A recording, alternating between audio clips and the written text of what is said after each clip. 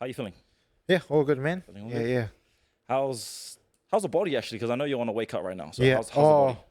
Honestly, man, like, it is a bit tricky. Yeah. Yeah, because, like, when you're so used to eating so much and just eating whatever, especially coming from, like, a rugby background Mm. where I was always trying to keep a certain weight and be heavier, to, like, having to cut weight, reducing my calories, reducing what I have to eat. Especially when you love food and you have, you know, your mum who's always just like, hey, come over and eat. So that's probably been the hardest part for me. And I think the changes in my body and, you know, like, this is the lightest I've been as well. Oh, nice. In What a were you while. weighing before? I think the heaviest I got was 85.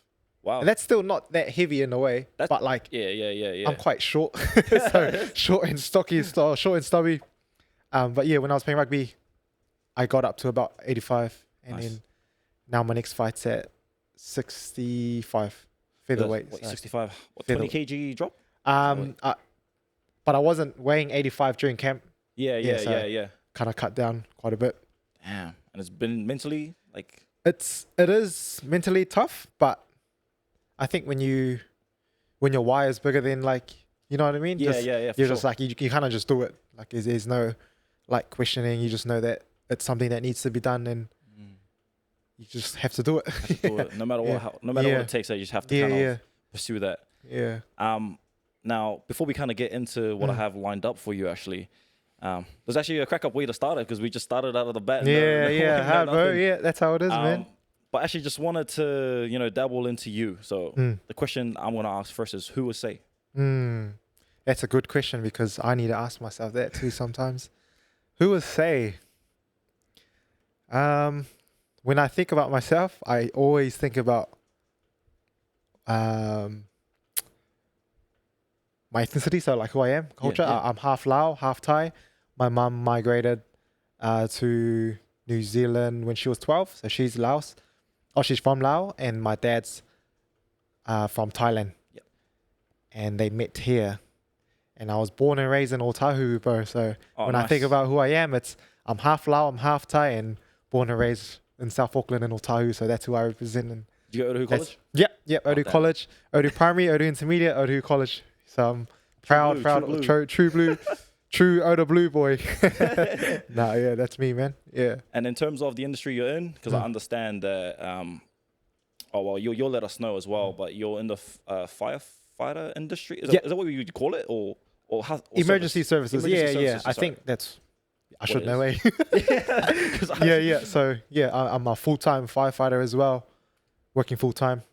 And that was quite a process to get into. It was something I always kind of wanted to do when I was in high school as well. Oh, nice. But it was just a matter of when.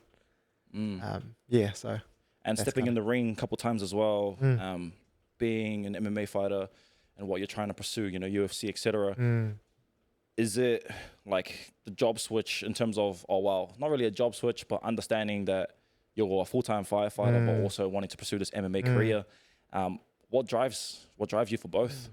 Honestly, man, I think the two are sort of quite similar. Like the way that I think about firefighting, the way I think about fighting, they almost like complement each other. Like it's quite like in terms of like the mental strength or resilience you have to have as a firefighter, you kind of have to do as a fighter as well. So like both things that I've things that I've taken out of both kind of do align with each other. Like the kind of calls that we get, like you got to be quite like mentally resilient and strong to go through some of the calls, or be able to just get there and be like, hey, you know, this is what's happening. It's not something you see every day, but you have to do it. You're there to help the community. It's your job. And then just with fighting as well, like some days you're like, man, it's going to be hard today, but you got to show up, you got to do it. And it's kind of the same mentality I can take into my job, as well as what I want to pursue outside of my job too. So if that makes sense. That makes sense. So is it more of, for example, leading into MMA, is that something you actually want to pursue full time? Yeah, 100%. Like I still, like I haven't been in this game for long in terms of like the more experienced guys who have been fighting for a while. But my reasoning for getting into the fight game too is a bit different for me. Like I didn't grow up doing it, or I grew up around it, and like I felt like I always had it in me, but I just never pursued it. But yeah, like, but now after playing rugby, after realizing that like my values changed and some things, like, you know, things change, and then that's kind of why I want to pursue it more. So pursue it more because of that change aspect. Yeah. Now, with, you know, because you do live a fascinating life. Being a firefighter and pursuing that MMA. Yeah. So definitely that journey alone is quite respectable in its own sense. Do you think it's like shaped you to who you are today? 100%, man. Like 100%. Like with MMA, no one's actually gonna come to your door, pull you out of bed and be like, hey man, you need to get to training. Yeah. And it's very similar to firefighting as well. Like when the tones drop, the boys will probably come in and grab you if you don't get up, you know, and they're sitting in the truck waiting for you. But it's the same. Like you have to mentally be resilient, make those choices to, I guess, get up and do what we need to do. Like there's no excuse. You just have to go and do it. But does that answer your question? Yeah, that answers it. Because like as you mentioned, you got to get up, you got to do it. Yeah. It's something that you're not like, well, you're not forced to do it in a way, but it's something you have to push yourself. But you have the choice to not. You know what I mean? Like exactly. I could just easily not be a firefighter. I could easily not be a fighter. I could easily not turn up to training, not turn up to work, not turn up to anything that, you know what I mean? Like it's a choice that you have to make, and it's a choice that you got to go with and just do it. Fair enough. Yeah. And with your choice as well, the choices that you make, because the choices you make within your own life are basically choices that live with you for a long time. And with certain choices that you decide to go through, whether it's good or bad, it leads to a place where either it's a choice you've made where it's prosperous, or it's a choice you made which is a downfall. And would you say that with choices that you've made, because nobody is perfect at the end of the day, are there choices that you regret not pursuing, or are there choices that, for example, like you should have taken that opportunity to choose a better answer than you have chosen now? Are there choices like that that you kind of think about today and be like, wow, like I should have like done it this way? Yeah. Or, Man, this actually takes me back to how fighting kind of came about. Oh, nice. Because I played rugby my whole life since I was young. And it's funny because one of like my auntie's gifts to me was a pair of Muay Thai gloves. And I remember being at my childhood home on Hudson Street in Otahu. Shout out to Hudson Street. And I'm pretty sure I was still in primary, maybe 5-6 years old. Yeah. And my uncle who looked after me, and he used to stay at the back of our house, and he used to tell me like, hey man, you should do Muay Thai. Like, don't play rugby. Like, you should do Muay Thai. And I used to be like, nah, you know, because in that time, that's all we wanted to do was play rugby. And that's who we saw as our role models and stuff, like, you know, All Blacks and stuff. But at that time too, there wasn't really many guys who were like in the UFC, like, you know, the likes of Izzy and Dan and all that. So we only saw what we saw. And rugby was the only thing for me at the time. But yeah, my auntie, you know, her gift for me was a pair of boxing gloves. My uncle used to always tell me, do Muay Thai. And he used to take me to the park, make me do sit-ups, all this stuff. And then as I grew up playing rugby, after high school, when I was 17, my cousin was fighting at the time, Philip. So he used to fight at Wild Stables, and I think there was quite a few fighters that were there at the time that were on the come up as well, and they've done really well now. And it used to just be at one of his coach's house, just across the road in Otahu and by Murphy Park. Oh, yeah. So it was just he had like literally, he had a little space at the back of his house, and I remember him coming to ask me just as I was moving to Hamilton to study and play rugby, and he was like, "Oh, do you not want to stay and fight? Like, you know, why do you have to, you know, move over to Hamilton?" And I was just like, "Oh, nah. Like, you know, I got big rugby dreams. You know, I got to go and finish uni, get my graduate, and, you know, get my degree and stuff." And like in my mind, I wasn't really thinking of it as much, but to this day, I think about it, and I'm like, man, if I had just taken his opportunity and you know, who knows where we would have been by like now as a 17-year-old. Like I'm 28 now, so that would probably be my only regret in a sense. Like, what if I just had someone to tell me like, this is what I'll be doing and pursuing now. But then you would have had so that experience and 17 instead of like as a 17-year-old coming in and being in the fight game up until now. But I think after I went to do my rugby stint, I just realized like fighting was the thing for me, just in terms of the mental part of it. Just for my mentality. And after I stopped playing rugby, just realized that I wanted more for myself and like just to build my confidence and just build my mental and my mindset, really. So my mentality. And in terms of like, because you can still build it within rugby as well, because it is a 100% testing sport. So when you kind of made the decision to switch from rugby to MMA, like was it like something that you've really decided? Like it was like a set goal. Like, okay, sweet, I want to pursue MMA. I want to be like that pioneer in life to you know provide that sense of what would you say? Sense of change within that movement, or was it like rugby's not doing it for me, MMA is where it's at? Ooh, that's a really good question, bro. Because all I knew was rugby. Like I just had dreams of playing for the All Blacks, playing for the Blues, just playing professionally. And when I was young, I used to always be like, you know, Mum, I got you. I'm gonna be a professional rugby player, and I'm gonna buy you a house. And when these things weren't happening, I was just scratching my head like, you know, what's going on? But I think it was a lot of things, bro. But I had a really big injury in 2018, and I played for the National Sevens for Waikato. Oh, we won the competition twice. Shout out to the Waikato boys. But like even that was a journey in itself. Like I always my work ethic that always was the key difference with like me moving to the next level. It was just always my work ethic. Like I felt like I always had to work hard. Wow. And like even playing rugby, like being a smaller guy, like we always had to figure out ways to beat our defenders who were much bigger. Like, you know, you look at props, you're not going to run straight into him. Like, even though, you know, you want to be hearty and be like, yeah, I'll take this guy on, but it's not the smartest thing to do. But like little stuff like that, like figuring out ways to get around that big player, or, you know, just figuring out what kind of works. Being forced to go out of my way and just make, like problem solve. And I think just with that, like, it's kind of shaped me into who I am today. And with that sevens thing, it took me 3 years to make the national sevens team. Like, it wasn't like, when I made the team, it wasn't like, oh yeah, say it was in the system, this and that.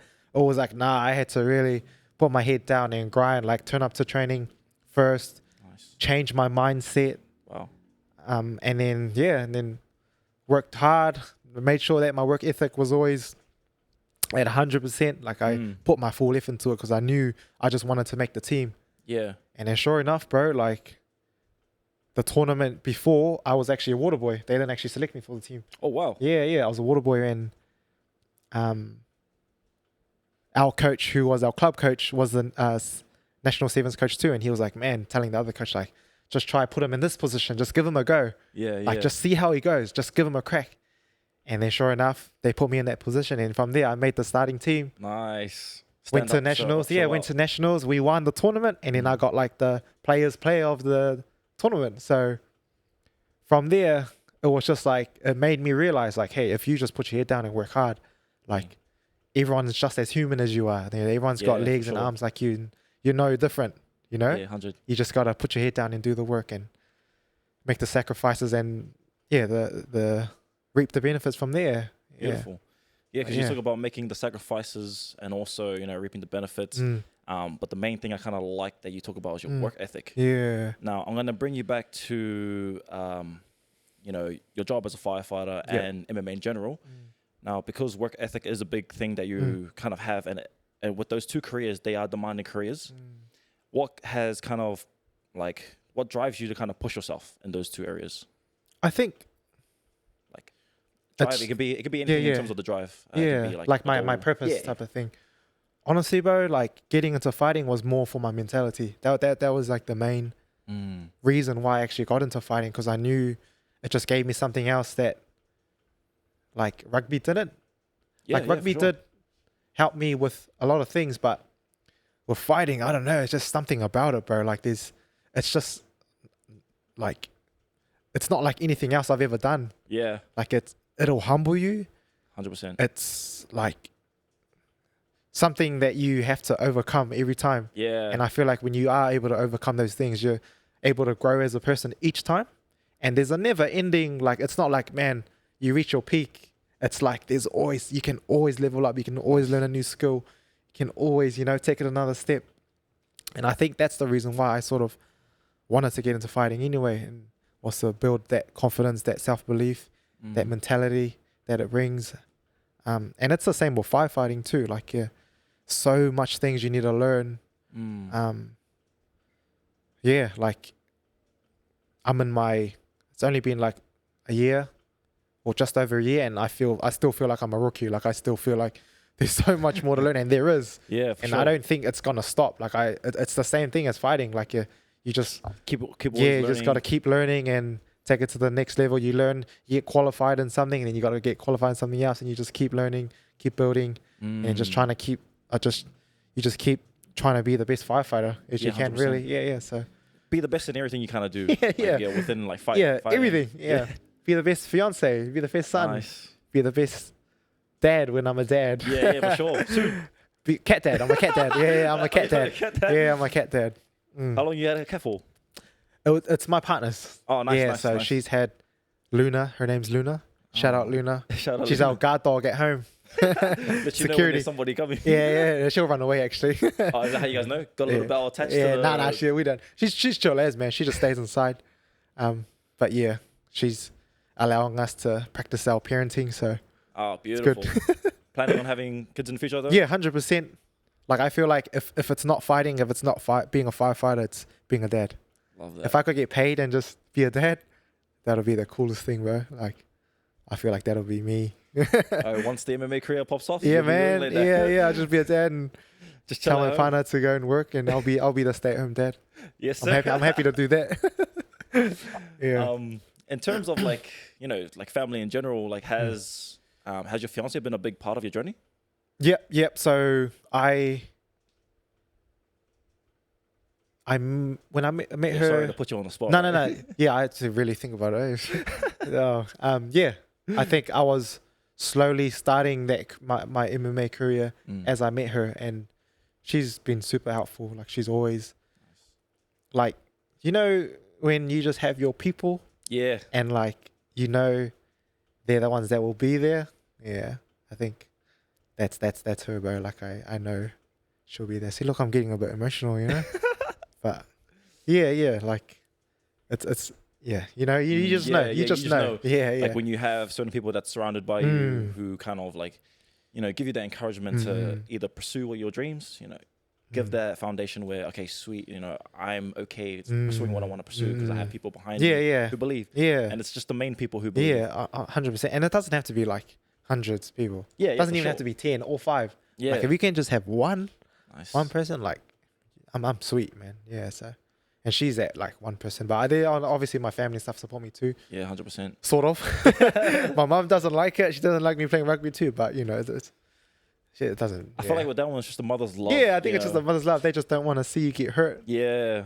But it's like, I'm going through this pain for you, mum. Get your house in. Yeah, I'm going to get you the house. I know it's been a while, but still the goal. Like, as they say, like dreams or like your foundation doesn't get built within a short period of time. It takes consistency, also grit and resilience to kind of go through that process to build it. Bro, and then when you kind of build it, then you're able to create that building from that foundation to definitely pursue what you need to pursue. Yeah. And you're just on the building block, so I definitely can 100%. See where it's going to go from there. I'll try to explain that to my mum.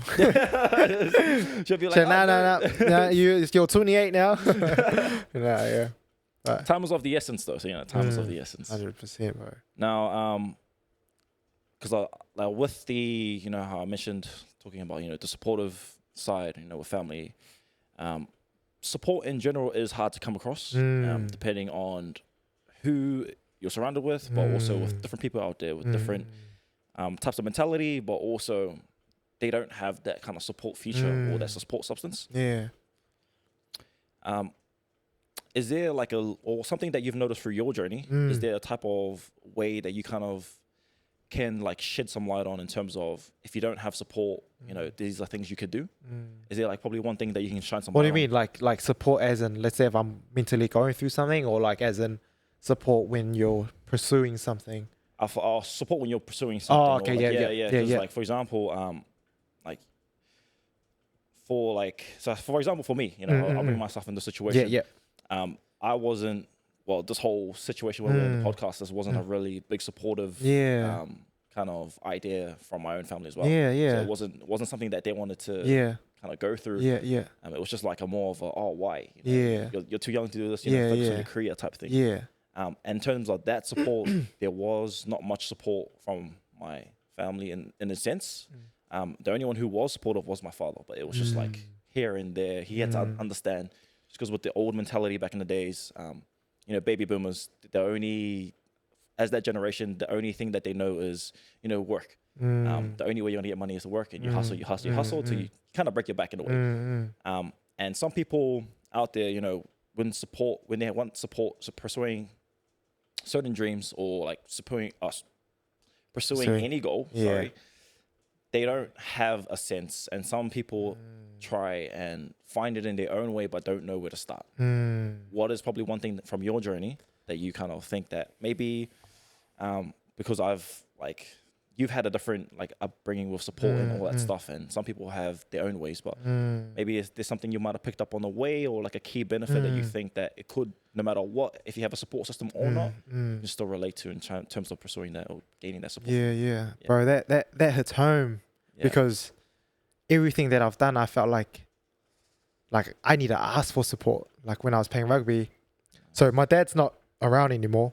He's my parents split, but as a young, you know, Asian kid growing up around a mainly Pacific or Polynesian Pacific sort of community, like I was always the minority in a sense. And like even playing rugby, like there's not many like Asian rugby players. I was the only Lao kid, so there's not even a single Lao rugby player, unless like Sean Johnson, he's a leaguey, but I was always, you know, the Asian guy, the small little Lao fella that was playing rugby. And like, I always wanted support, man. Like I always, like even to this day, like my mum, it wasn't that she didn't care, or it's just that, you know, old school, you know, what are you going to get with rugby, or, you know, what are you going to get with this? And she used to always be like, you know, stop playing, like you're hurting yourself, you know. That would think that was just her nature and that motherly nurture that she wanted to portray, with like not wanting to see me get hurt. And I think I played for about as long as I can remember, man, from like 5 till I was 23, 24, or maybe 22. And my mum had only watched maybe 2 games. Wow. Yeah, and my dad's 0 games. My siblings, probably less than 5 as well. Yeah, honestly, man, like I used to always have to ask for my aunties and uncles to turn up, because I was just so used to going to my games and not having my family there. And bro, and it hit me even more when I played for the Waikato 19s.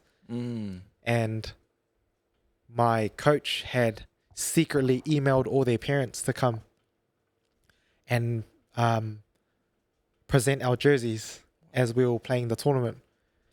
And I kid you not, bro, everyone's family turned up except for mine. Yeah, and like, you imagine that. But I was so used to it, and I was sad, but I was also like, I'm so used to it. Like I just always had my own back, and I believed in myself in the sense that like I could get through and overcome things. Yeah. But yeah, bro, like I remember in one of my trainers, Thomas, he stood up and he was like, you know, pretending to be my dad, and I just made a joke and I was like, oh, thanks, Dad. And you know, everyone like cracked up and stuff. But in my head, I was like, man, like I wished my family was there, you know, just to be there. And you know, my mum and stuff still felt bad, but yeah, I was just like, oh, you know, sometimes it's even your closest people who aren't there, you know what I mean? But you don't have any hate towards them, but it's just like for me anyway, it's kind of just a culture of like Like I just feel like everything that I've done in my life has been made by me. Like I created all this stuff myself without sounding selfish or like sounding like no one helped me. But in a sense, I feel like I've gone through a lot of things on my own, done a lot of things on my own, and achieved a lot of stuff on my own, if that makes sense. Yes. And that comes to one of the famous sayings that I always see on your thing. Yeah. Starts with me. Starts with me. Yeah. So that's where that came about too. And the mind shift and vision, the ME. So as in your mindset, who you are and yourself. Like it starts with you always. Nice. No matter who you are, it always starts with you. Like it starts with me. I feel like sometimes you have to be selfish as well. Like, yeah. Like everyone will probably think it's a bad thing. But being selfish is probably one of the best things you can ever do. Yeah. Because it kind of hones in like what you need to do, what you need to pursue. Yeah, bro. And sometimes you need to kind of take a lot for yourself to do what you need to do for other people. Yeah. And that's just kind of how that goes. Yeah. But to come back to your question, like I think for anyone who feels like they don't have that support or they don't get that support from people that they want support from, like just believe in yourself. Like they usually come around. Don't hold anything against them. Just do what you have to. Like if you really wanted, like, will you still do it if you didn't have the support? That's my question. You get what I mean? Yeah, so I get you. For me, it was like, whether I didn't have the support or not, I'm still doing it. Wow. And that's literally how I've been my whole life. Whether my mom wants to support me in my rugby journey and my fighting journey, like it doesn't matter. Like I know I'll still have that same love for her.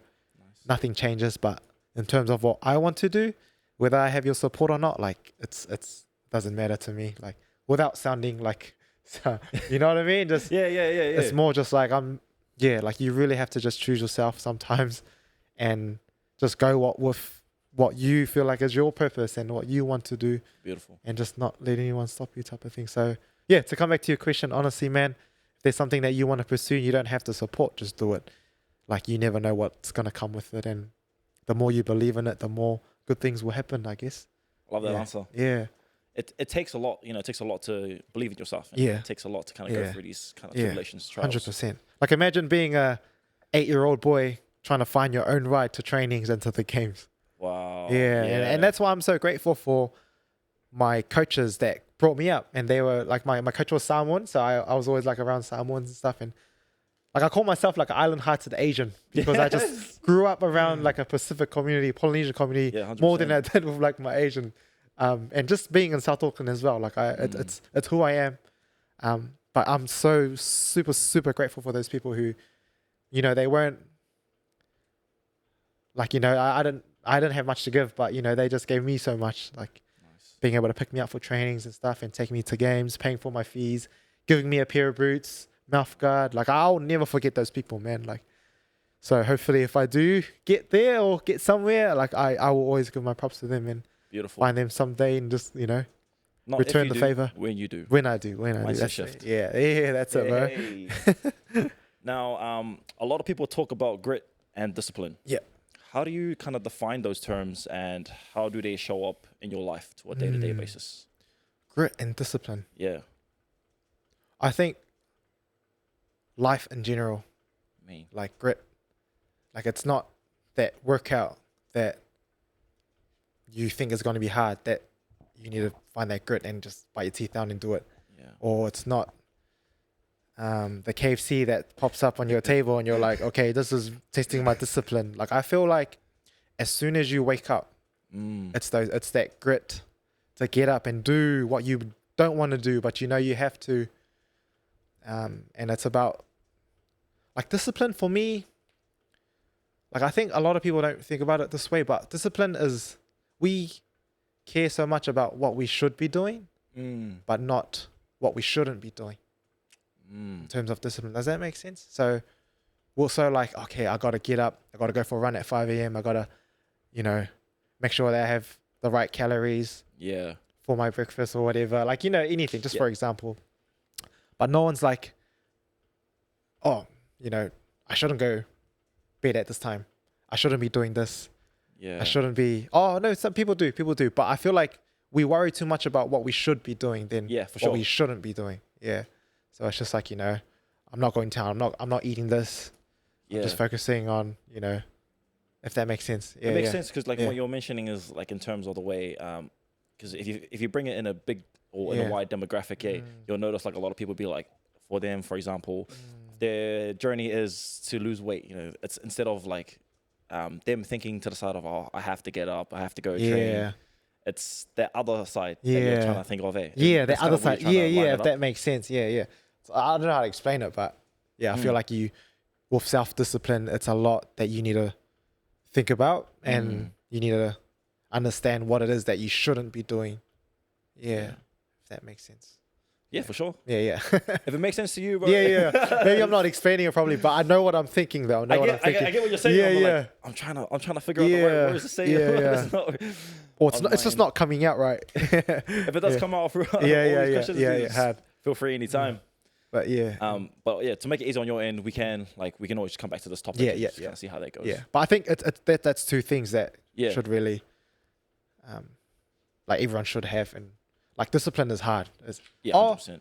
Sometimes we think of it as it being so hard. Oh, nice. But it's actually not. Like I feel like if you just put your mind to it and just not focus on stuff that you shouldn't be doing, it shouldn't be actually too hard. And again, it's a mindset shift. It's a way of thinking. It's a perspective that we need to understand. And just with like time now, there's a lot of temptation. There's a lot of distractions and things that we can easily become distracted with. And I think if you're mentally strong, anyone can build that discipline. It's. Would you say that it also stems from having a purpose? Like in terms of having that like knowing what you should be doing. I feel like that would help. For example, you're not just doing it for no reason. Exactly. I feel like it does. Why you're doing it for as well. That comes to that why aspect. And I think like your why doesn't have to be anything big too. Like it could just be something as small as just wanting to live a more healthier lifestyle. You know, whether it's for you or for your kids or for people around you. I feel like it doesn't have to be like, oh, you know, I want to go make $1 million by the end of this year or whatever. It could just be the smallest thing on that day. Don't think too far ahead. Just think when I wake up, okay, be in the moment, be as present as you can. And understand that these daily habits or these habits can actually help with growth and help you build little stuff like having discipline and building that grit. Building blocks. I love that. Now, if you could point to one mental habit or practice that has made a big difference in your life, what would it be? Being present. Nice. Being present. I think that's a real big one for me because I was a real like daydreamer. Like I would think way too far ahead, and I'd also think way too far in the past, you know, and you just get stuck in this like, wouldn't say depression, but like you just start thinking it's like, a limbo. and you just forget to be present. Like, why am I thinking so far ahead? It hasn't even happened yet. Why am I thinking so far back in the past? Like it's already happened. Like there's no point. And I think being present and understanding how to like get that mental cue and be like, okay, I'm thinking about too much. You know, just be present. Just think about the now. And I think thinking about the now, but also would you say like be aware of it as well? Having self-awareness. Having that self-awareness to be like, okay, sweet. My mind is taking me back. Let me kind of solidify myself and just think about the now. And I think that's the difference between us and animals. Like we're able to actually step outside of ourselves and be like, okay, what's going on? Like we have that self-awareness, whereas animals, they can't. They just, you know what I mean? So I think as humans, we're blessed to be able to stop and think about what we're doing and having that self-awareness. Does that make sense? Yeah, for sure, man. I don't know if anyone's... that's a good analogy though. When you kind of like interpret both with humans and also animals, not having that self-awareness, not being aware of what's around you. Just like doing things on a whim. They're not really understanding what they're doing. They're just going... But with humans, you know, we have that self-awareness and it kind of builds. And it's also a thing to be able to understand yourself. Nice. And know that, okay, stop what I'm doing. Stop thinking about that. But, you know, some people aren't able to, you know, be as aware or have that self-awareness. So I think it's a skill in itself to be able to step out and be like, okay, what's going on? Reassess. Is that like hard? I think it also like leads on to the point, people like who don't have that self-awareness don't really have that hard talk with themselves.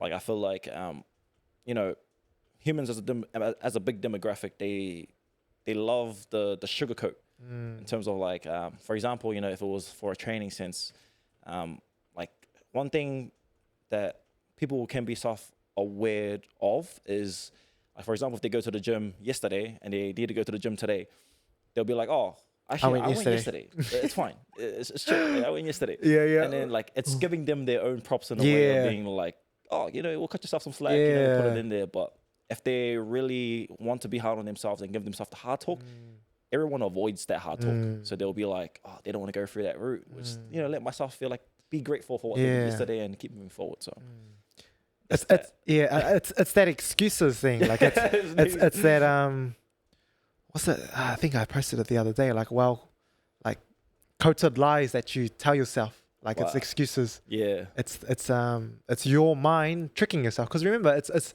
all in your mind. Like it's your 100%. Perspective. If I tell myself, oh, I'm not going to train. I trained yesterday, so that means I don't need to train today. I'm going to listen to that. Like I'm going to. That's myself. That's me telling myself that I don't need to go to the gym today. You know, and I think that's where discipline is. Yeah. So it's like doing the things that are hard. But yeah, I think that's the real interesting one, because a lot of us do it. Yeah. And it's like, oh yeah, it's kind of like that. Like, oh, it should be all right to have McDonald's today, because I trained the whole week, you know? And it's not that it's super bad, but it's like these excuses that you tell yourself. And it's, that discipline. I feel like that's where discipline is. And then that's kind of where you have to pull yourself back and then have that hard conversation. Hard conversation. And usually that hard conversation is everyone like trying to avoid that hard conversation with themselves. So definitely, those excuses that you mentioned as well that we all have within could be something that we kind of want to work on. Now, this part, I'm actually going to go and dabble through it, because this is actually a new segment that I thought would be interesting. Cool. I'm down. Let me have a look. Let me pull this up real quick. What we're going to actually go through is, only reason why it's a new segment, one is because you had a note to self that I noticed on that mindset page. Oh, yeah. You had a note to self. Yeah. So I'm just going to go through a few of them. Yeah. And I just want your opinion on like what your thought process is. Okay. Yeah. Cool as. Now, the first one I see, practice creative envisioning. See yourself as you want to be. I think I got this idea from a book that I read, and it was just about envisioning yourself in the most creative ways in your mind, because it starts in your mind first. If you can envision it, you can, you know, bring it to life type of thing. So I think it's more about like mental imagery, and I think the book explained a way that you could do it, and it was just like going to like a huge lake and just seeing your reflection, and then just creating mental images of yourself and just being at that peaceful moment, you know, envisioning who you want to be, your most empowered self, and what that looks like in your mind. And I think when you can think it, and if you believe it, you can think it, then you can actually bring it to life. So I think that's where it stems from. Yeah. Beautiful. Yeah. And that's just basically seeing that whole bigger picture as well. Yeah. When you see and being able to just envision who you want to be, or who you're like empowered, your most empowered state, and that's where that mind shift and vision comes in. Yeah. Beautiful. I actually love that one, Now the second one is, the only thing you should concern yourself with are things within your control. Yeah, so I got this from like Stoicism, you know, Stoicism. Yep. So I actually have Marcus Aurelius tattooed on my forearm. Oh wow, yeah. But that was mainly that's like a big quote, or like a big topic, or how do I say it? Like a big like principle, I guess, that I sort of live by. And it's about just understanding that not everything is in your control, and you should always focus on what you control, and that's you, yourself, your mind, what you do with your time. Wow. Everything that you can control. So anything external to yourself is out of your control. So you can't control it. If someone doesn't like you, you can't be like, oh, I wish this person liked me, you know? Yeah. It's just more about doing everything I can within my control and just focusing on that. And that's your mind, like I said, in your time. And beautiful. Now, there's also an interesting one. So I usually just go through and then pick the ones that I kind of find so interesting. Yeah, cool as. Nothing defeats a man faster than his own thoughts. Don't become a prisoner of your own mind. again, bro, like it says it in itself. So sure. it's just about having control over your own mind as well, and not becoming a prisoner, as in, like, how do I explain this? But like not being trapped within your own thoughts. Within your own thoughts. And it's just like that self-belief thing too, because it's real easy to doubt yourself. And I think it's doubt, it's that fear that you got to overcome. And if you're thinking that in your mind, you're not helping yourself. Yeah, like for sure. You don't want to be, and you're your worst critic as well. Like I remember VJ saying as well, and that's really true. And who you think of yourself in your mind will influence for sure how you are as a person. And I feel like if you don't trap yourself in there, like, you know, it'll help with you becoming who you really want to be. And I think it starts in your mind. And if you're thinking of yourself in that way, or becoming a prisoner of your thoughts, then I think you'll just feel trapped. You know, you'll just feel trapped. And like there's one thing that Alex Hermosi always talks about.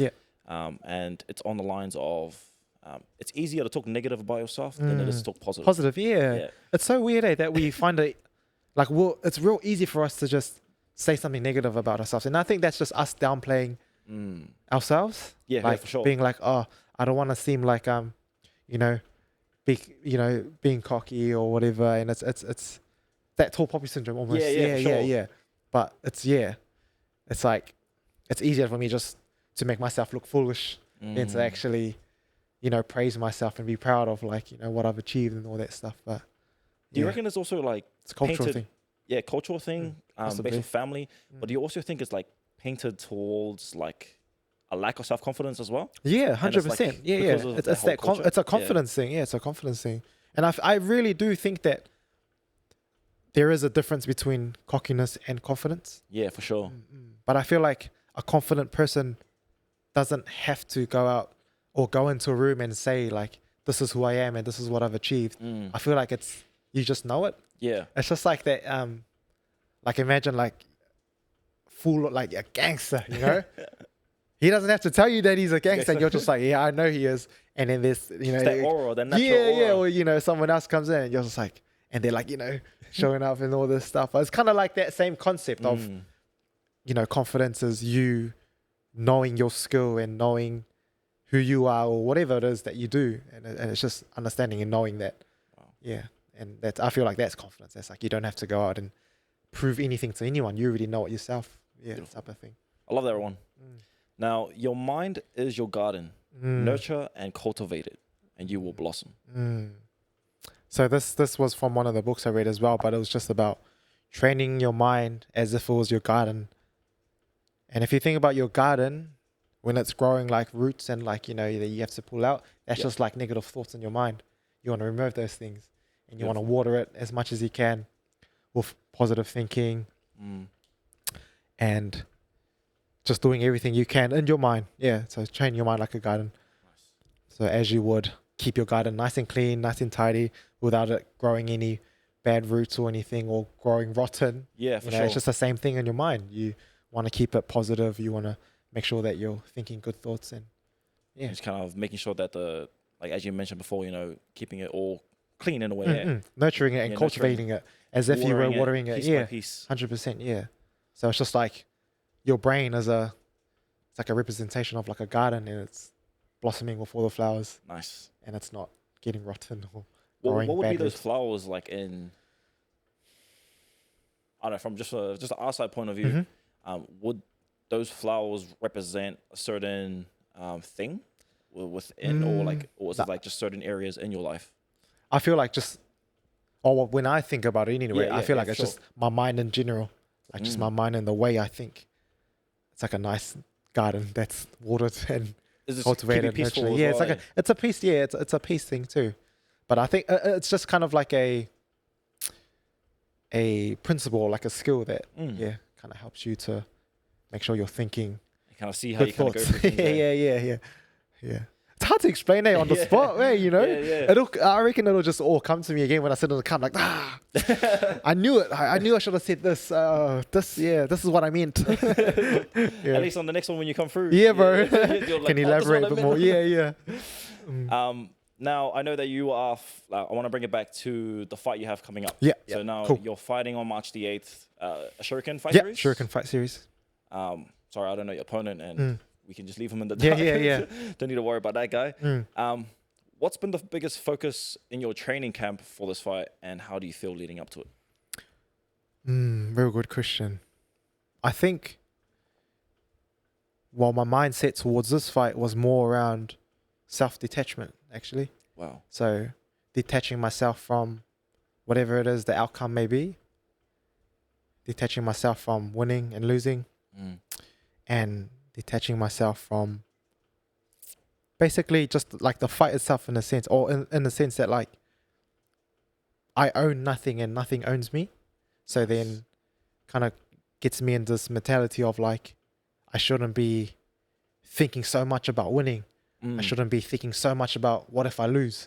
I should just be present, accept the fight, and everything just for what it is. But just like focus on myself and, beautiful, and my character and who I am as a person, and don't let that change. You know what I mean? Yeah. Like whether I win or lose, it's not going to change who I am. Nice. But yeah, my focus and my mindset's really been around not making my opponent more bigger than I am or bigger than anyone else. He's just human as me, or just as I am. He's got arms and legs like I do. He bleeds. He goes through pain like I do. He's going through his camp the same way I am. Nice. And he's just a challenge in that fight for me to overcome myself. Wow. If that makes sense. Yeah, when I'm in that ring, it's not actually me against him. It's just me against myself. And he's just that challenge that's in the way, if that makes sense. Yeah. And it's, just detaching myself from that and really just trying to like take that in my life as well. Yeah, not just the fight, but that's what I mean. Like with fighting, you can really take principles and implement them into your actual life as well. So that's why I love it too. So it teaches me a lot, and it keeps me humble and makes me helps me with life. Nice. Yeah. Do you reckon like as you mentioned, you wanting to detach yourself? Do you reckon like with a lot of people who are in the fight scene, when they attach themselves to a result, it kind of hinders their performance? I feel like that pressure, that build up of pressure would play a part, because when you're going into a fight thinking, I have to win, it's not a bad thing. Like we do fight and we want to win. Everyone wants to win, but like I feel like mentally for me, when I do that, I don't perform as well, because I start putting pressure on myself. I start getting a bit more nervous because I'm only thinking about one result. But when I'm like, I'm going to go in there, do my thing, and, I've done the work, I've trained hard, it gives me that confidence and that belief. Yeah, and I feel like I fight better, or I perform better when I'm just detach myself from the result. Would you say that that's your mindset going in as well? Yeah, 100%. Like that's my mindset going in. And like I think it's real easy to be like, oh man, like what if this happens, or this guy trains with this guy, and he's got these kind of people. But it's like at the end of the day, like those things shouldn't matter. Like you got to know that you train yourself. And again, it's like that quote, like only control what you can control, and that's your mind and how you think and what you do with your time. If you're spending your time trying to think about what that person's doing, and you're focusing too much on their skills and what they can do, then it's like, in a sense, you've lost already. Yeah. But I feel like even when I'm thinking about winning, I've lost. Sometimes, I just try to tell or think. You're sucking yourself out. Yeah. So I try to,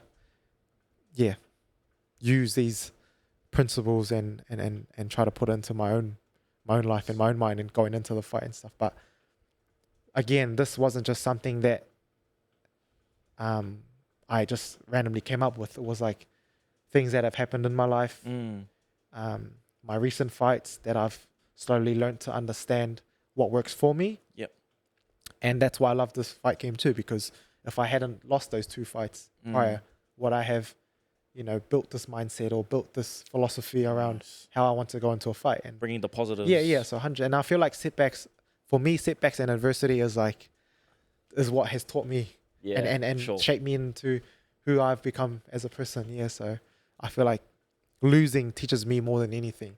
Yeah. Like I Love that. And when I win, my mindset doesn't change. Like when I win, it's more like, man, I lost to get to that win.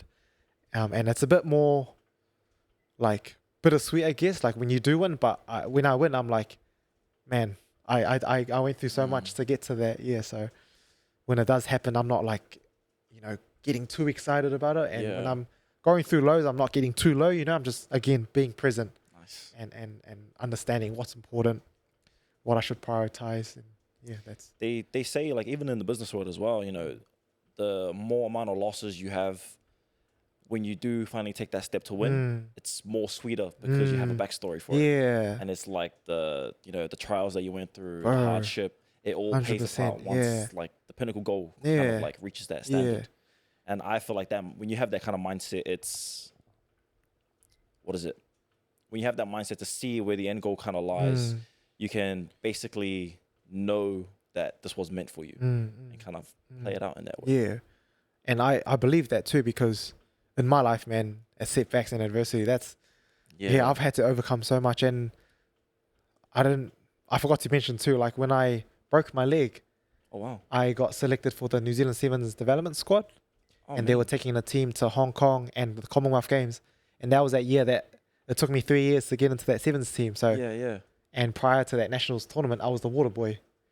And then when we won the tournament, and I actually scored the last try too, to end the game. And like I was happy, man. And then got into the NZ7s and I was stoked. And then I went to go play rugby in Laos, where I'm from, just to help support the community, the rugby community there. I broke my leg. Wow. And it was literally a week out of the trials for New Zealand Sevens. Wow. And in my head, I was thinking, like, man, I was literally one step closer to my dream for it to be taken away from me, just like that. I had no control. Like, I literally was out for like 2 years.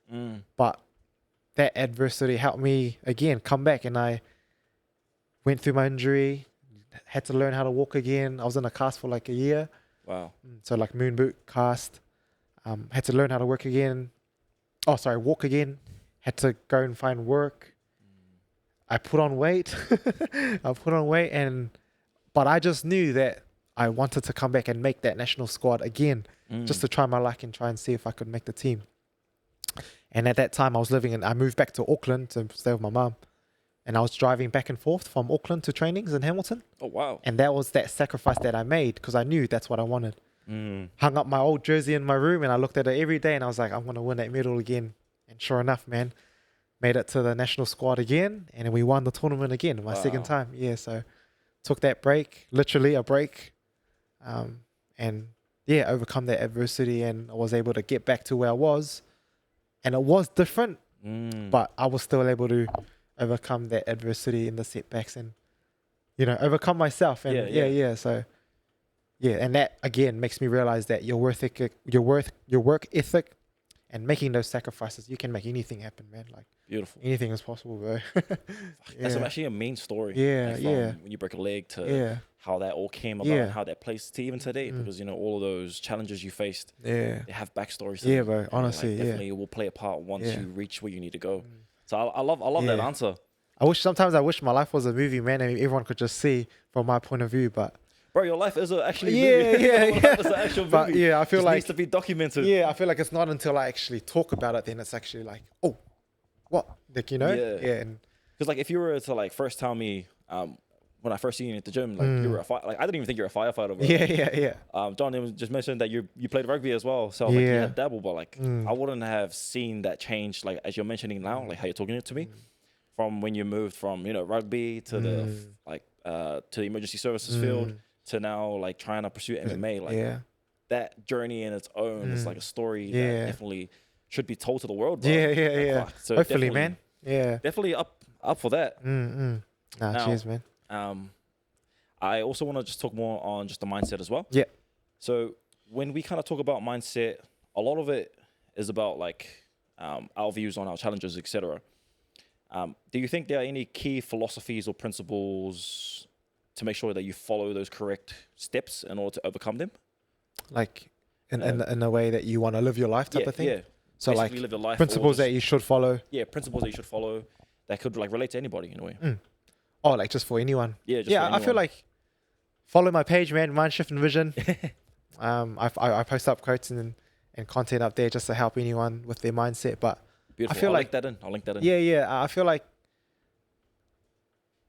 think in general, having peace of mind in life is probably a goal that everyone should sort of strive for. Yeah, Nice. like being at peace with yourself, being at peace with the world around you, and knowing that like our time isn't forever. Yeah. I think for me, I think about death in a positive way, if that makes sense. So like, when you understand that your time on this earth is very, very short. Real limited. Yeah, real limited. And it's about having that deathbed mentality in the sense that like, hey, I don't actually know if you know, I will be living tomorrow or if I'll be here tomorrow. So how am I going to live today? You know, am I going to get angry at that person in front of me who's driving really slow? Am I going to sit and be angry in traffic? You know, am I going to flip the finger at someone who's, you know, throwing rubbish on the ground? I was like, I don't know. It's just, that's a real random one. But, you know, little things like that we sometimes catch ourselves doing. We're just like, oh, there's actually no point. Like, I should actually, you know, being kind, taking care of the people that matter the most and worrying about things that actually matter. You know, like prioritize things that are important, which is your family, yourself, your mind, the people that are closest to you. And but I think if I could say one thing is to have that deathbed mentality, or in Stoicism they call it memento mori. Oh, well, so which is kind of like what represents the tattoo. So I have Marcus Aurelius, half skull and half his face. So skull meaning death. Death is upon us, and remembering that we must die, like we are going to die. So how are you going to live your life knowing that your time on earth isn't long? And it's like a good mindset that I take into my fights too, knowing that, hey, I don't know when I'm going to die. So might as well just leave it all out there. And you know what I mean? And it's not careless. It's more just understanding like, you know, like, hey, life really is short. You know, but life really is short, and you got to make the most of every day. And you don't want to build regrets as well. Yeah, you don't want to have any regrets. You just want to, be at peace with yourself and understand that life isn't long, it's short, and you should just worry about the things that matter the most and that are important, and prioritize those things. I love like when you always like, you know, mention about the mindset and how you like talk about the mindset and vision as well. Now, with the mindset, you know, there's always, you know, your characteristics. There's also personal growth in general.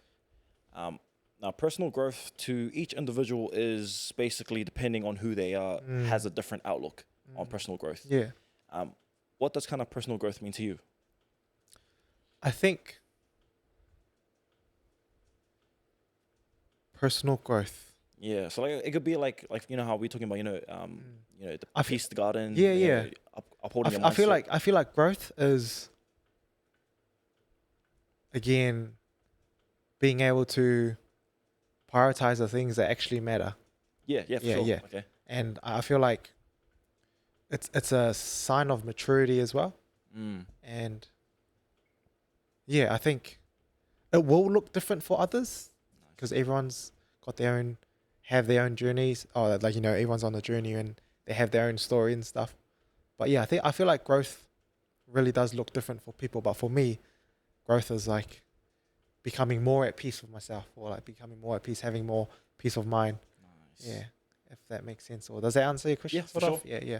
Because like I don't know how to elaborate because it's so broad. You know what I mean? It's broad. It is really broad. So like when I asked that question, it was from a sense where it's because it's a broad answer. It's whatever you picture it to be. Because for real, growth for me is when I was this tall to now this tall. No, actually, this tall to still this tight. That's growth for me, man.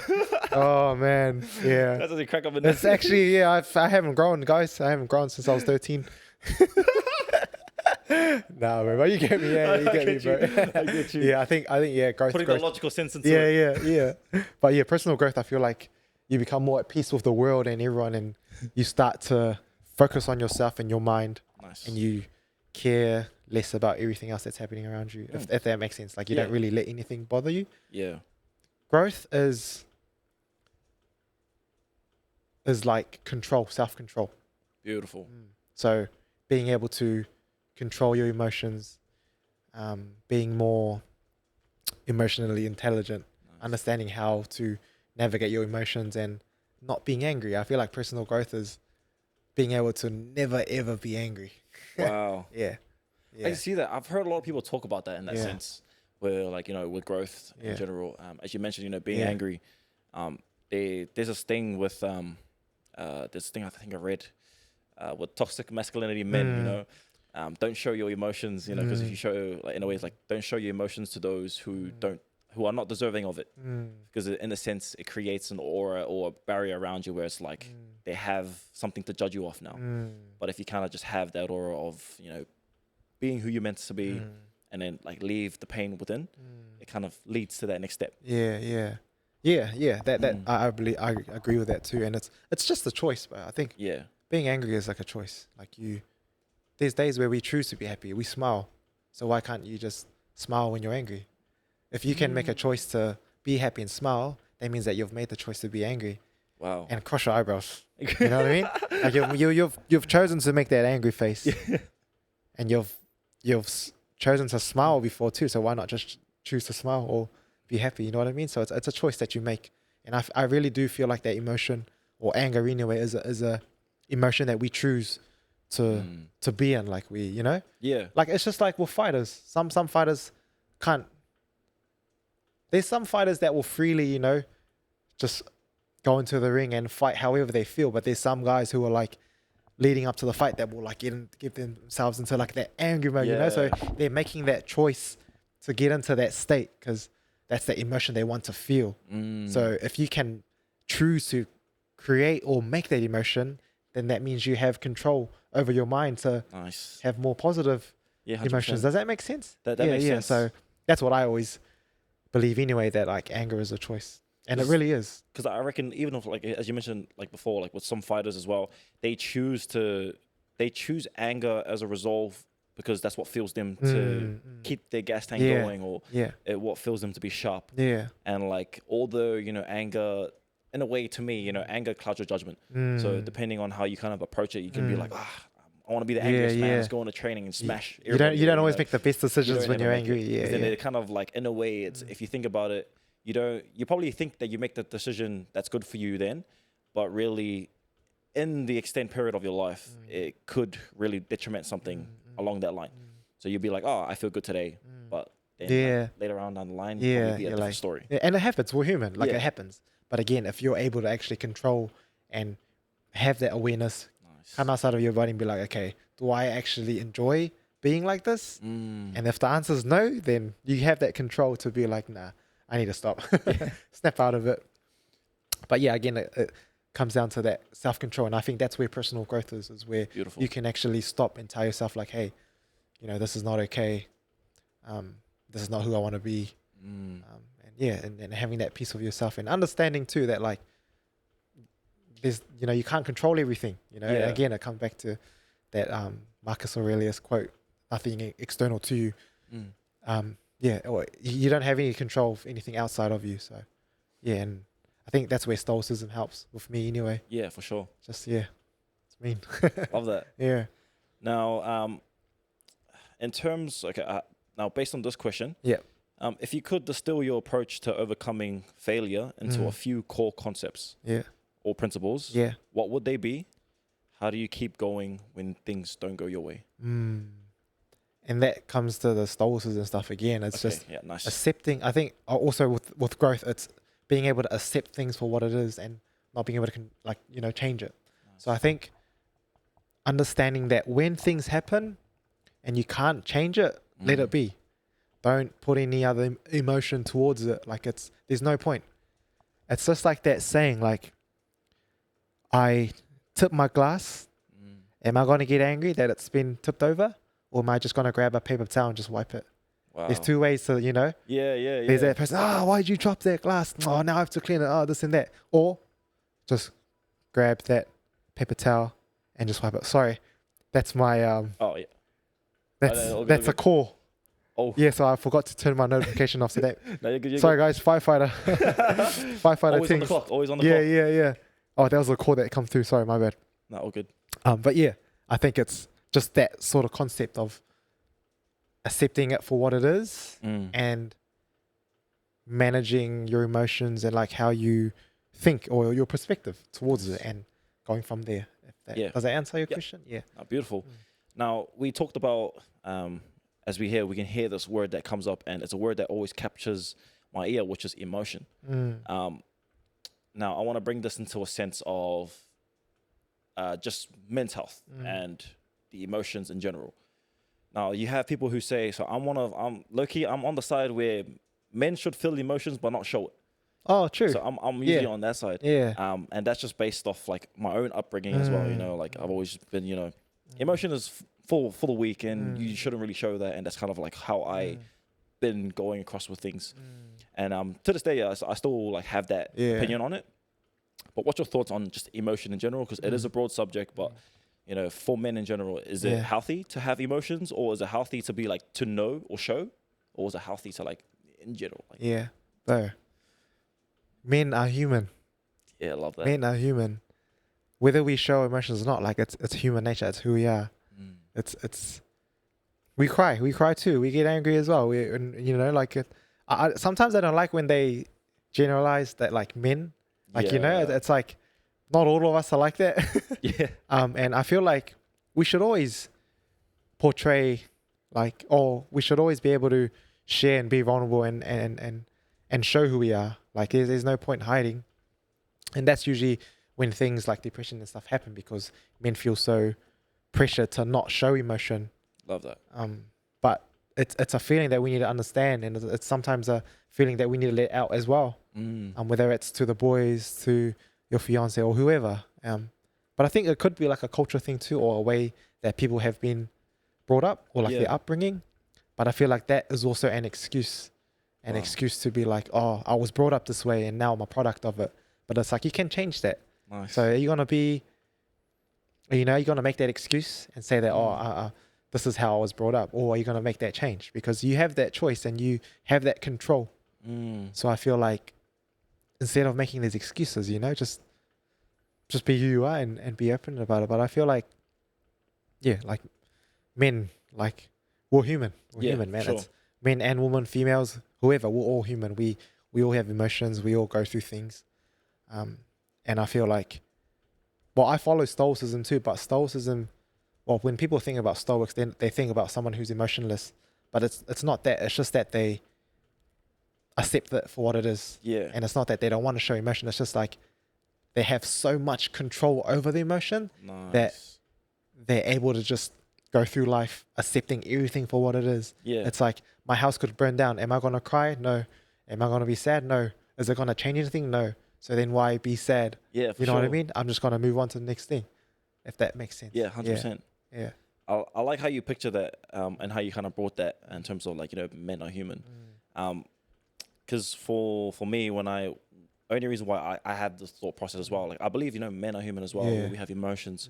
But it was off the sense for me, it's like in a way you could say it's kind of Stoicism from a different angle, but it's like as you mentioned, like the way I kind of think of things as well. It's like, oh, manly, you gotta be manly. I gotta be like manly. Like, why should I care about, like, in terms of like, I kind of wait. Let me rephrase this so I don't get cancelled. just be careful what we say, man. I just started thinking about like, did I say the right things? Nah, this is me speaking genuinely from me. Like, I love that. I honestly, like, each to their own, man. 100%. Like, whether you want to show your emotion or not, like, that's up to you. But for me anyway, like I'm real open with my partner, with my mum. Like in terms of how I am, and how I show emotion and stuff. Like I wouldn't really hide anything. But I think a hard thing is just talking. I think that's the hard part, because, I think, sometimes it can be a bit tricky. Yeah. But sometimes I don't talk to my mum because she just doesn't listen. You know? Sometimes it's just that. It's not that I don't want to show my emotion. It's just that she won't listen. So, I think, but honestly, just coming back to that, like, for me anyway, like, we're human, man. And, and we have emotions that we need to get out, and we need to be vulnerable as well. And, like, it's not something for us to just act all tough, because, There's no point. Yeah. Well, for me anyway. Yeah. I like the way you said it as well, because as you were talking about it as well, like for some reason, there's like the way you kind of just said it, it made me like a little bit like change the way my thought process went. Yeah, like, nice. Wow. I'm actually gonna agree to this. yeah. But that's it though. Yeah. And yeah, I think having these conversations opens that up too. So that's why I really enjoy it, and I'm all for it, man. But it's one thing to be able to make someone feel comfortable with, and to actually force something out of someone too. So 100%. I think it's a skill in itself to be able to have conversations and and just step by step, instead of just hey, why aren't you crying? Come on, talk to me. You know what I mean? Yeah. So we all have stories, and everyone's on a journey. So nice. To whoever is not wanting to speak up and seek out, man, it's all good. It's all good. You can come and talk to me. Hey, yes, sir. I love that. Yeah. Hit up Say all the time. Yeah, bro. Hard, man. Do it. I'm all ears. Now we're actually slowly closing off. Yeah, soon. all good, man. Yeah. There actually were a few questions that I had, but those ones we'll actually want to leave them for another episode. So sweet. So there was a few that I kind of wanted to dabble in. Yeah. But I'm pretty sure I'm going to leave that on to another Oh, episode. cool. So am I coming back next time? Yeah, for sure, man. Yeah, definitely, bro. Definitely. I Cheers, love bro. that. Now, for my next question. Yeah. Given all the things you've learned from both firefighting and MMA, what's the one piece of advice you'd give to someone wanting to cultivate a strong mindset in their own life?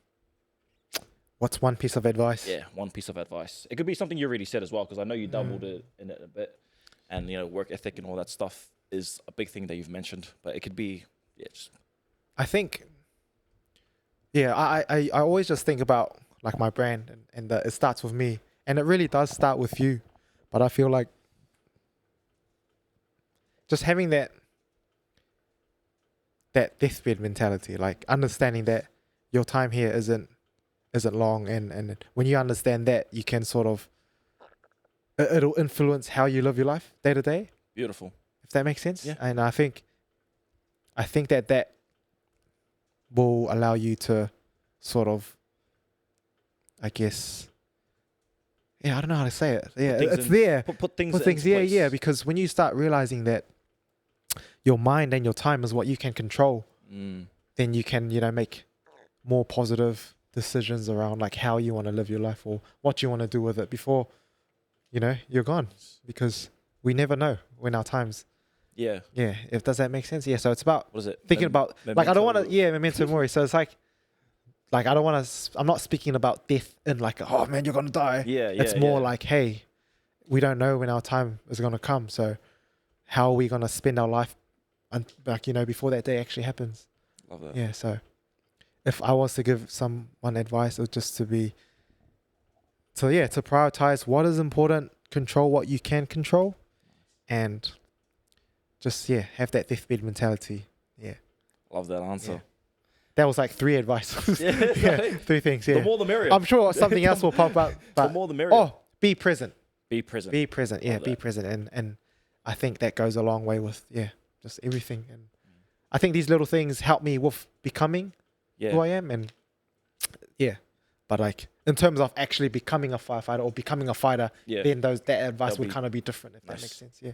Is that no. The way you actually phrase it is actually yeah. So I kind of took a more like general life approach, if that makes sense. Yeah. Which kind of helps you into those basically avenues. All play a part. But then once you get there, it's like you gotta tap into more like mental stuff. That will kind of cater towards. Cater to those. Yeah, if that makes sense. Yeah, but I think in general, understanding that you are not in control of anything external of you. Yep.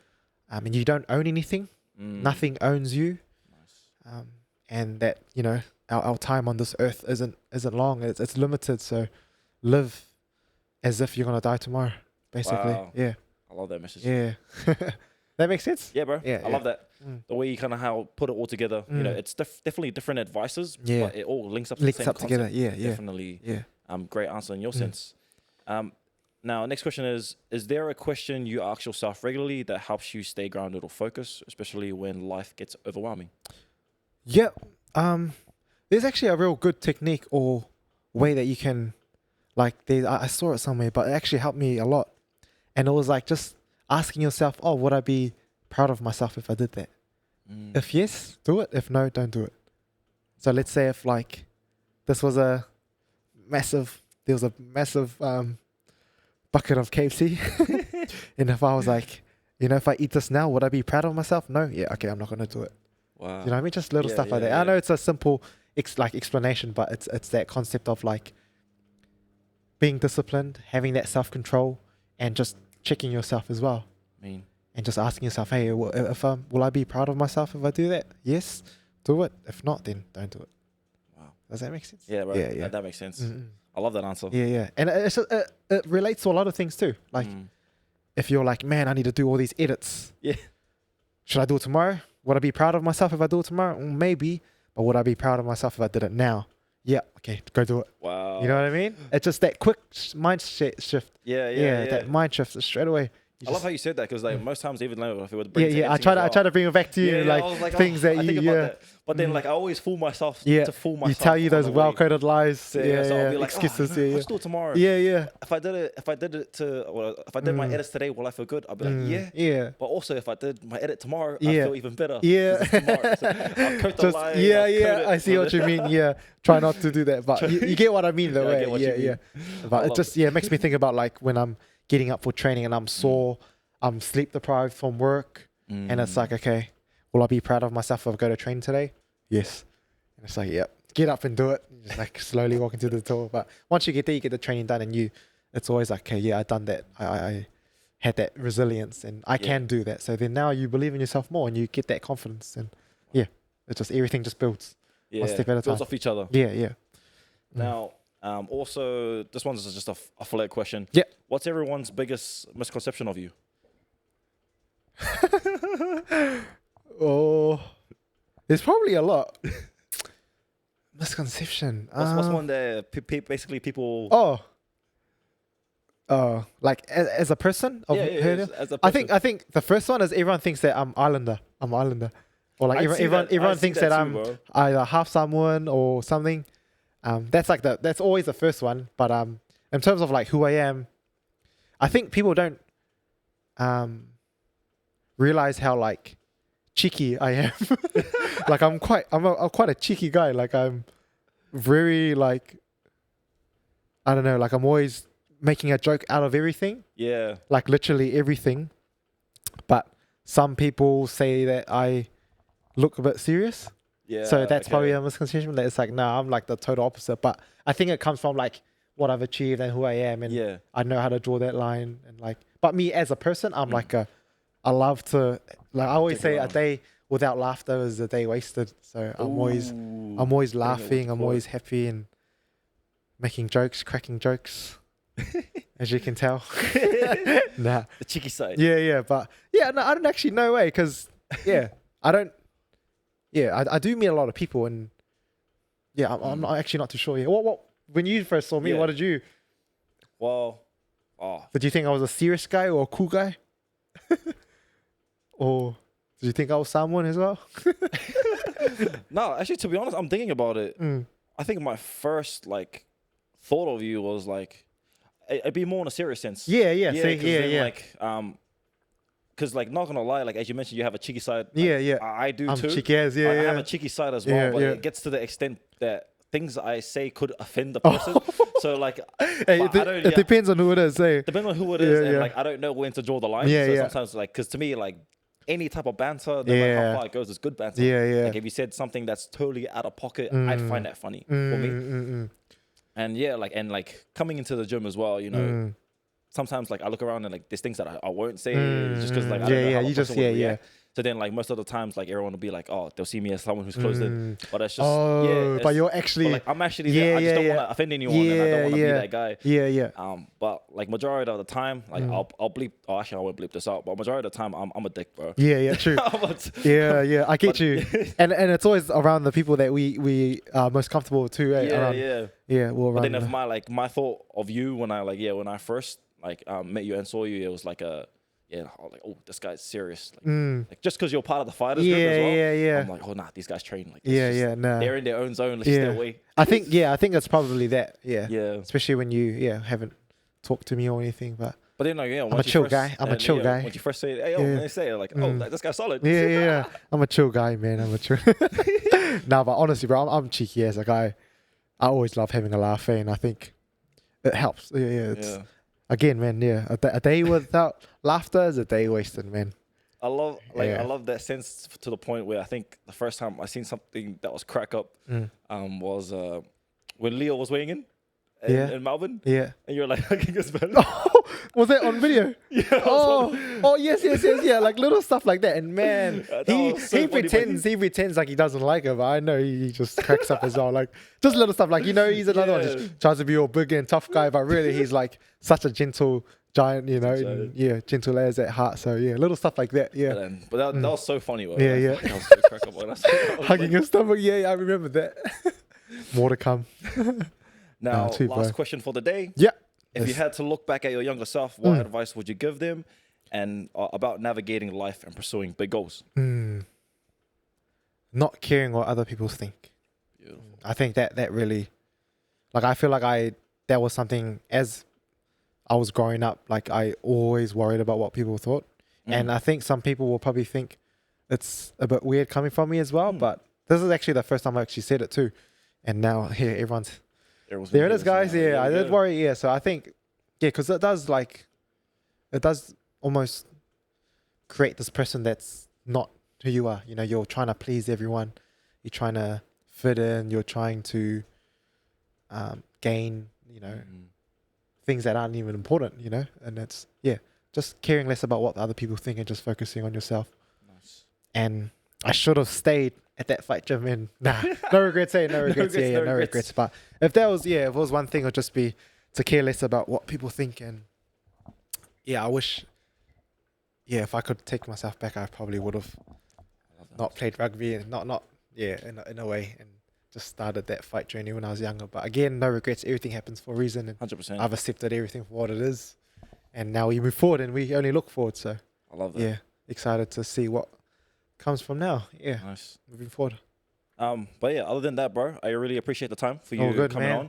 Thanks for having me. No worries, bro. Definitely more. Like, surely more, come back, definitely come back. We'll definitely talk a lot more in the sense of after your fight. Yeah. Kind of want to get the mindset in there in terms of mentality as well. Or if there's something you also want to talk about as well, we can always just have a yarn about it. No, I'm easy, man. From there, but I appreciate your time, bro. You too, man. No, honestly, thank you for having me, and I honestly hope this grows, bro. Like props for getting me in and stuff. And man, you've really created a space for, people to come in, have these kind of conversations too. And I really appreciate it myself, because I feel like a lot of people would benefit from these conversations. Yeah, 100%. And just especially if it's from people who are wanting to grow. And just like, of course, there's no harm in being at the top and being there already, but it's always good to hear an underdog story. Yeah, and there's always something to learn too, and you have to always understand that you're not bigger than anyone, man. Like Nice.